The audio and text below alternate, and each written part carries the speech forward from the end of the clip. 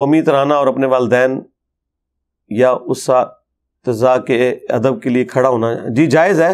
یہ جو لوگ ناجائز کہہ رہے ہیں وہ ان لوگوں کے اپنے ایک جذباتی دنیا ہے, ان کو مبارک ہو.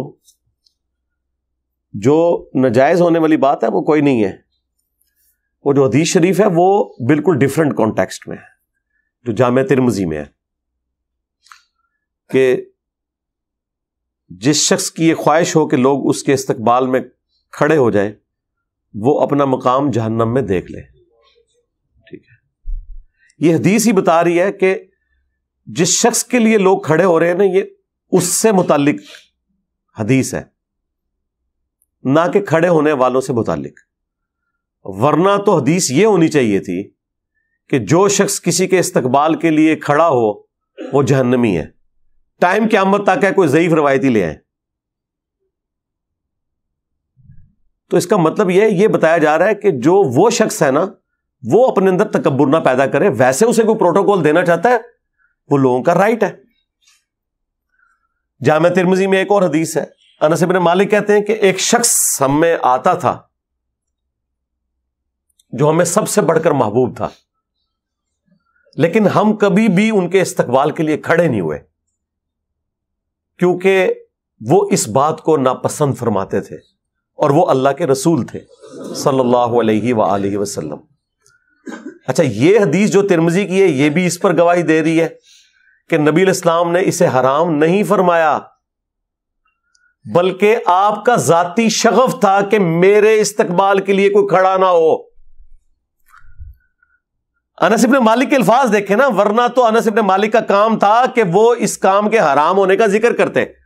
وہ کہتے ہیں کہ اتنا بڑا شخص آتا تھا ہم کھڑے نہیں ہوتے تھے, یعنی ان کا دل کر رہا ہے کھڑے ہونے کو.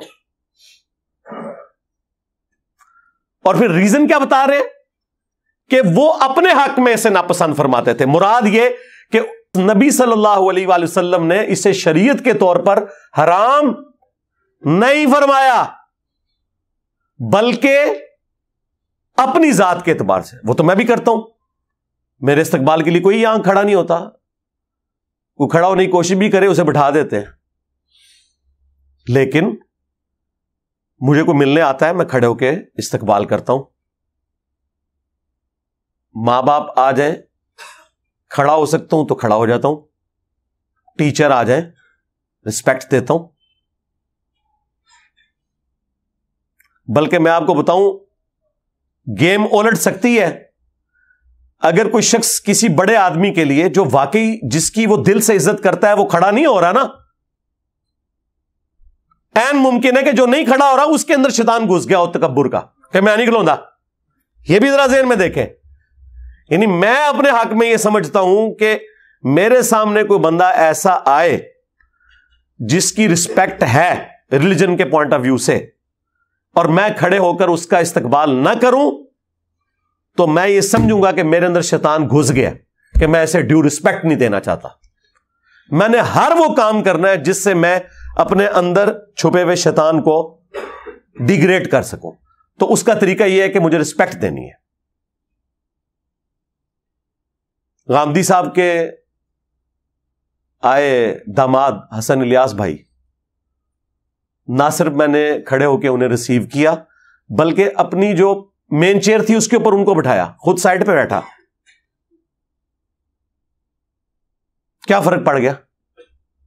صرف اس لیے کہ مجھے کہیں یہ خیال نہ آئے کہ میں کوئی بہت بڑی چیز ہوں. تو اندر کی میں مارتے مارتے یہ نہ ہو کہ سب سے بڑی میں آپ کے اندر ہو جائے, میں نے ایسے کھلونا ہی نہیں جی. یہ آپ کیا میسج دے رہے ہیں کسی کو؟ رہا اس کا معاملہ تو آپ کے پاس کون سا تھرمامیٹر ہے چیک کرنے کا کہ اس کے دل کے اندر یہ تمنا ہے کہ لوگ اس کے لیے کھڑے ہوں؟ نہیں ہے نا. تو آپ ڈیو رسپیکٹ دیں اپنے ٹیچرز کو بھی, علماء کو بھی, جن سے آپ دین سیکھتے ہیں, یا آپ ان سے کالج اور یونیورسٹی کی تعلیم حاصل کرتے ہیں, یا آپ کے ماں باپ ہیں, یا آپ سے عمر میں بڑے ہیں. اس میں کوئی عیب والی بات نہیں ہے.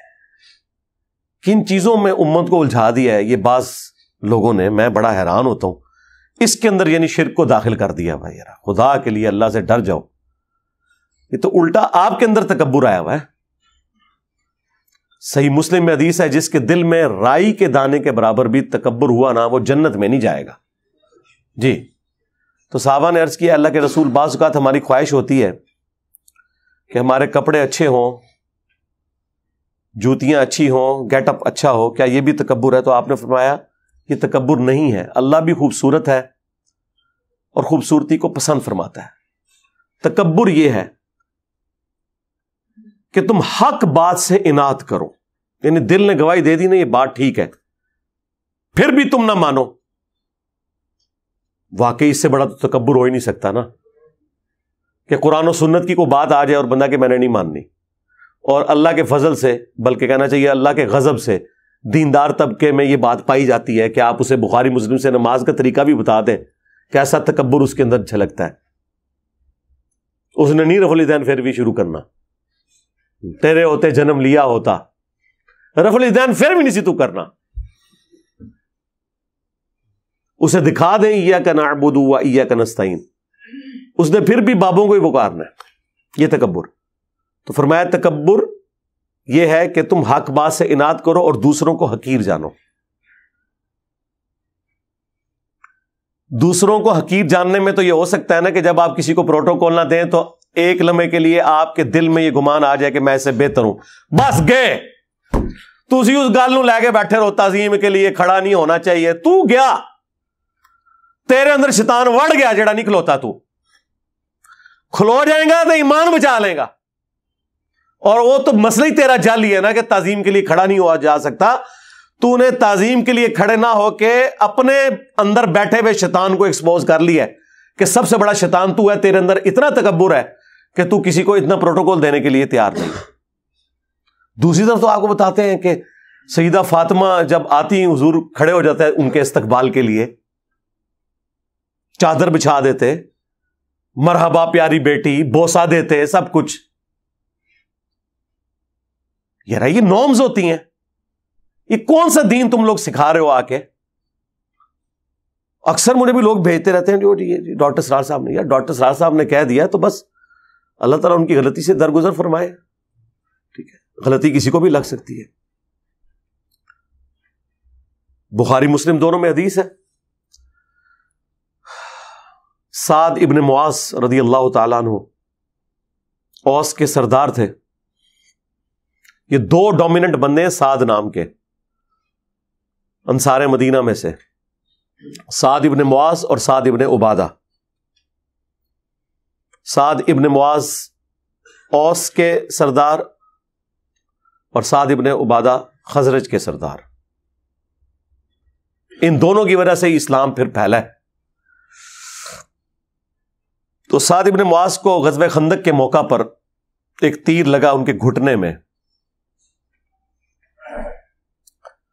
زخم لگ گیا ان کو.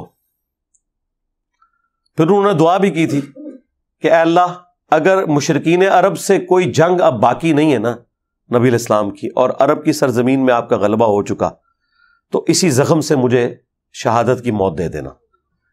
اور وہ ان کا زخم پھر دوبارہ سے کھل گیا اور وہ شہید ہو گئے اس میں.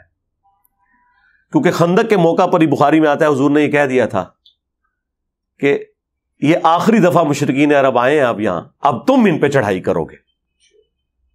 اور وہی ہوا کہ دیکھیں نا, اس سے پہلے وہ بدر میں آئے, احد میں آئے, خندق میں آئے, لیکن اس کے بعد نبی علیہ السلام ہی گئے. پہلی دفعہ تو صلح حدیبیہ ہو گئی اور اس کے بعد پھر فتح مکہ ہوئی. تو اب جب ان کے گھٹنے پہ تیر لگا ہوا تھا, بنو قریظہ کا فیصلہ کر کے وہ جب واپس آئے, وہ اپنے گدھے پہ سوار تھے, تو نبی علیہ السلام نے ان کے قبیلے کے لوگوں سے فرمایا قوموا الی سیدکم, اپنے سردار کی طرف کھڑے ہو جاؤ. تو وہ کہتے ہیں کہ جی اس سے مراد کو استقبال کے لیے کھڑا ہونا نہیں تھا, وہ اس لیے تھا کہ تاکہ انہیں زخمی حالت میں گدھے سے نیچے اتارا جاتا, ورنہ نبی علیہ السلام کہتے قوموا لسیدکم, اپنے سردار کے لیے کھڑے ہو جاؤ. یہ تو تھا اپنے سردار کی طرف کھڑے ہو جاؤ. یہ نبی علیہ السلام کیٹاگوریکل سٹیٹمنٹ دے رہے ہیں اگر ان کو اتارنا ہوتا تو حضور 2 بندوں کی ڈیوٹی لگاتے, پورے قبیلے کو کہتے. ایک بندے کو گدھے سے اتارنے کے لیے پورے قبیلے کو کہا جا رہا ہے کہ اپنے سردار کی طرف کھڑے ہو جاؤ. ایک پروٹوکول کے لیے اتارنا بھی مقصود تھا, لیکن ایک پروٹوکول دینا بھی رہا. خود نبی علیہ السلام, میں نے آپ کو پہلے بتایا, آپ کی اپنی ذاتی پسند ناپسند اپنی جگہ, لیکن نبی علیہ السلام نے کبھی اس طرح کے معاملات امت کے اوپر امپوز نہیں کیے جو آپ کی ذاتی شخصیت سے متعلق ہوتے تھے. یہ 2 الگ چیزیں. تو یہ حدیث واضح ثبوت ہے. پھر قرآن میں بھی آیا کہ اپنے کندھے عاجزی کے ساتھ جھکا کے رکھو اپنے ماں باپ کے سامنے, یعنی اکڑ کے نہیں رہنا. حد رکوع اگر نہ جھکا جائے تو آپ اپنا سر بھی یوں جھکا سکتے ہیں, ٹو باؤ ڈاؤن کسی کے سامنے رسپیکٹ کے طور پر. ایک آپ کے والد یا والدہ آئی ہیں, انہوں نے آپ کے سر پہ ہاتھ پھیرنا ہے, تو آپ یوں ایسے ہو سکتے ہیں, جھک سکتے ہیں ان کے سامنے. اس میں کیا مسئلہ ہے؟ ہاتھ بھی چوم سکتے ہیں, لیکن اس میں آپ نے حد رکوع پھر بھی نہیں جھکنا. ہاتھ آپ اٹھائیں اور چومیں, اتنا جھک لیں کہ آپ کے ہاتھ گھٹنوں تک نہ جائیں, یعنی حد رکوع نہ ہو. میں نے غامدی صاحب کے ہاتھ چومے تھے, وہ لوگوں نے بڑی نیچے, علماء نے بھی اعتراض کرنے شروع کر دیے, دیکھو جی ہمارے علماء کی تو رسپیکٹ نہیں کرتا, اور ادھر دیکھو یہ کر رہا ہے. یہ رہا آپ کے بھی علماء کے اس وقت بھی چومتے رہے, اب بھی چومتے ہیں اللہ کے فضل سے. اگر چومنے سے آپ لوگ خوش ہوتے ہیں نا, میرے وہ استاد جنہوں نے مجھے بچپن میں قرآن پڑھایا ہوا نا, ابھی بھی کٹر بریلوی, مجھ سے نفرت کرتے ہیں, وہ ابھی بھی آتے ہیں, میں ان کے ہاتھ چومتا ہوں اسی طریقے سے. مجھے کیا فرق پڑتا ہے یار, رسپیکٹ اپنی جگہ آپ نے دینی ہے, ٹھیک ہے. جس سے آپ نے کچھ بھی علم حاصل کیا آپ نے اسے ڈیو رسپیکٹ دینی ہے. صحابہ کرام نبی علیہ السلام کے مبارک ہاتھوں کو چومتے تھے, بلکہ وہ ترمذی میں اور ابو داؤد میں تو حدیث ہے, وہ چند یہودی آئے تھے, انہوں نے تو نبی علیہ السلام کے پاؤں مبارک بھی چومے تھے. لیکن یہ پاؤں والا پروٹوکول صرف نبی علیہ السلام کا ہے. ہاں, یہ ذہن میں رکھیے گا, ہم پاؤں چومنے کے کسی کے حق میں بھی قائل نہیں ہے سوائے رسول اللہ صلی اللہ علیہ وآلہ وسلم کے. البتہ ہاتھ چومنا, وہ آپ کسی بھی رسپیکٹیبل پرسنالٹی کے ہاتھ چومیں بغیر رکوع تک جھکے ہوئے, ہاتھوں کو بلند کریں اور چومیں. اس کے ثبوت میں وہ حدیث موجود ہے الادب المفرد کے اندر. امام بخاری نے الگ سے آداب کے اوپر ایک کتاب لکھی ہے الادب المفرد. اس میں وہ لے کے آئے کہ سلمہ ابن اکوا رضی اللہ تعالیٰ عنہ, جو درجنوں میل تک پیدل دوڑ سکتے تھے, اور نبی علیہ السلام نے کہا تھا کہ ہمارے پیادوں میں سلمہ بن اکوا سے بہتر شخص کوئی نہیں ہے. جس طرح وہ آج کل آپ وہ ریڈ انڈینز کو یا افریقنز کو دیکھتے ہیں نا, تھکتے ہی نہیں ہیں. صحابہ کرام میں سلمہ ابن اکوا تھے, یہ اکیلے بھاگ کے گئے تھے اور نبی علیہ السلام کے اونٹ چھڑوا کے لے آئے تھے. بخاری میں آتا ہے وہ جو چند قبیلے کے لوگوں نے حضور کے وہ اونٹ ہانک کے لے گئے تھے. تو ان کو 2 تابعین ملنے کے لیے آئے. بس گفتگو شروع ہوئی تو سلمہ ابن اکوا نے کہا کہ یہ میرے ہاتھ ہیں جن سے میں نے حضور کے ہاتھوں پر بیعت کی ہوئی ہے. بس یہ بات کرنی تھی نا, وہ تابعین ایک دم کھڑے ہوئے اور انہوں نے ان کے ہاتھوں کو پکڑ کے بوسہ دیا. یہ حدیث الادب المفرد کے اندر موجود ہے. اور اس سے یہ بھی ثابت ہوا کہ سلمہ ابن اکوا نے اپنے دونوں ہاتھوں کا ذکر کیا کہ حضور کے ساتھ انہوں نے اس سے مصافحہ اور بیعت کی, اور دوسرا تابعین نے حضور کی نسبت کی وجہ سے اس صحابی کے ہاتھوں کو چوما کہ یہ وہ ہاتھ ہیں جنہوں نے ہمارے نبی کے ہاتھوں میں ہاتھ دیا ہوا ہے. ویسے تو امام بخاری صحیح بخاری میں بھی لے کے آئے ہیں کہ ابن مسعود کہتے ہیں کہ نبی علیہ السلام نے اپنے دونوں مبارک ہاتھوں میں میرا ہاتھ لے کے مجھے تشہد تعلیم فرمایا تھا, التحیات للہ والصلوات والطیبات. اس پہ امام بخاری نے باب باندھا ہے 2 ہاتھ سے مصافحہ کا مشروع ہونا. امام بخاری نے اسے ثابت کیا ہے کہ نبی الاسلام سے یہ اصلاً ثابت ہو گیا کہ آپ نے ایک صحابی کے ہاتھ کو اپنے دونوں ہاتھوں میں لیا.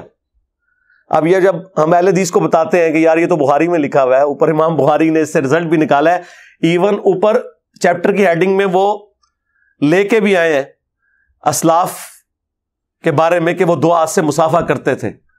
اب لیکن چونکہ اب انہوں نے ایک ضد بنائی ہوئی ہے، وہ کہتے ہیں یہ امام بخاری کا اپنا فہم ہے، ہم نہیں مانتے. تو پھر میں نے انہیں الادب المفرد سے یہ حدیث پیش کی تھی موقوفاً سلمہ ابن اکوا والی کہ یار یہ تو ثابت ہے. کہتے نہیں جی وہ ابن مسعود کا تو 1 ہاتھ تھا اور حضور کے 2 ہاتھ تھے. شرم کرو یار، تم امیجن کر سکتے ہو کہ اللہ کے نبی کسی کا ہاتھ پکڑیں اپنے دونوں ہاتھوں سے اور وہ اتنا متکبر ہو کہ اس نے دوسرا ہاتھ سائڈ پہ رکھا ہوا ہو؟ یہ ہو ہی نہیں سکتا. میرا ہاتھ کوئی 2 ہاتھوں سے پکڑ لینا. اب یہ تصویر کھنچواتے وقت میں ایک ہاتھ کندھے پہ رکھتا ہوں دائیں ہاتھ سے، میں تو کوئی اگر وہ دونوں ہاتھ پکڑے تو میں اس سے ایک ہاتھ چھڑواتا ہوں. میں کہتا ہوں نہیں یار میرے چونکہ اب 1 ہاتھ ہے تو یہ ایک پروٹوکول لگتا ہے کہ تم 1 ہاتھ سے ہی کرو، ورنہ تم میرے ہاتھ کو دونوں ہاتھوں سے پکڑو تو یہ میرے اندر تکبر ہے کہ میں دوسرا ہاتھ استعمال نہ کروں. تو میں پھر وہ دوسرا ہاتھ ہٹوا دیتا ہوں. ہاں جب کبھی آمنے سامنے ملاقات ہو میں 2 ہاتھ سے ہی سلام لیتا ہوں آخری درجے تک. یہ بھی تو تکبر ہے کہ ایک بندہ آپ سے 2 ہاتھ سے سلام لے رہا ہے اور آپ اس کے آگے 1 ہاتھ کر رہے ہیں. یا نہیں آپ کو تکبر نظر آتا؟ اصل چیز یہ ہے کہ تکبر کس چیز میں ہے. اگر کسی چیز میں اصلاً تکبر ہے نا، اس سے آپ نے بچنا ہے. ہو سکتا ہے آپ تعظیم میں نہ کھڑے ہوں، اس میں آپ کے اندر تکبر گھسا ہو. اگلے کو تو بچا رہے ہیں، خود اپنا بیڑا غرق کر رہے ہیں. ٹھیک ہے، آپ اپنی فکر کریں، اگلے کو چھوڑیں. اگلے نے اپنا فیصلہ خود کرنا ہے، وہ آپ نے نہیں کسی کا فیصلہ کرنا. یہ ذہن میں رکھیے گا. میں علماء کو کہتا ہوں زرق برق لباس نہ پہنے، لیکن میں نے اسپیسیفکلی کبھی کسی عالم دین کا نام لے کے یہ نہیں کہا کہ یہ ابو داؤد کی حدیث ہے جس نے دنیا میں شہرت کا لباس پہنا اللہ تعالیٰ قیامت کے دن اسے ذلت کا لباس پہنائے گا. ہم یہ جنرل تو بات کریں گے لیکن اسپیسیفکلی کسی کے اوپر فٹ کیسے کر دیں؟ ترغیب ہی دلا سکتے ہیں کہ ترمذی میں حدیث ہے جس نے دنیا میں استطاعت کے باوجود اچھا لباس ترک کر دیا اور سادہ لباس پہنا، اللہ تعالیٰ پبلکلی قیامت کے دن اسے جنتی حلہ پہنائے گا کہ اس نے میری وجہ سے دنیا میں سادگی اختیار کی تھی.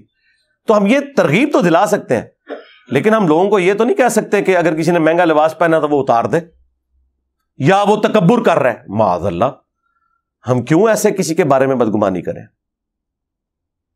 ترغیب دلائیں گے، اس کا اور اللہ کا معاملہ ہے. ہمارا کام صرف قرآن و سنت کی روشنی میں سچ بات، حق بات پہنچانا ہے. مانتا ہے مانے، نہیں مانتا نہ مانے. تو یہ بات شروع ہوئی تھی وہ تعظیم کے لیے کھڑے ہونے، تو 2-4 باتیں جو میرے دماغ میں ہی میں نے کر دی تاکہ یہ فتنہ بھی دب جائے. خام خواہ ان چھوٹی چھوٹی چیزوں کو اس حوالے سے مصیبت بنایا ہوا ہے. یہ آپ نے اپلائی کرنا ہے نا، اپنے اوپر کریں، کسی کے اوپر نہ اپلائی کروائیں. یعنی آپ اپنے لیے نہ کسی کو کھڑے ہونے دیں، لیکن کسی کو یہ کیوں کہتے ہیں کہ آپ فلاں فلاں کے لیے نہ کھڑے ہو؟ یہ کون سا دین ہے یار؟ اپنی طرف سے آپ نے اپنی خواہشات کو دین کا نام دیا ہوا ہے. یہ کام چھوڑ دیں. اور جو احادیث آپ پیش کرتے ہیں وہ بالکل ان کا کوئی لینا دینا نہیں ان معاملات کے ساتھ. وہ میں نے ساری احادیث خود ایکسپلین کر دی ہیں اور بارہا کر چکا ہوں، اور الحمدللہ میں اپنے اوپر عامل ہوں کہ میں اپنے استقبال کے لیے کسی کو کھڑا نہیں ہونے دیتا. الحمدللہ. صلوا علی محمد وآل محمد. اللہم صلی علی محمد وعلی آل محمد واصحاب محمد وازواج محمد اجمعین الی یوم الدین.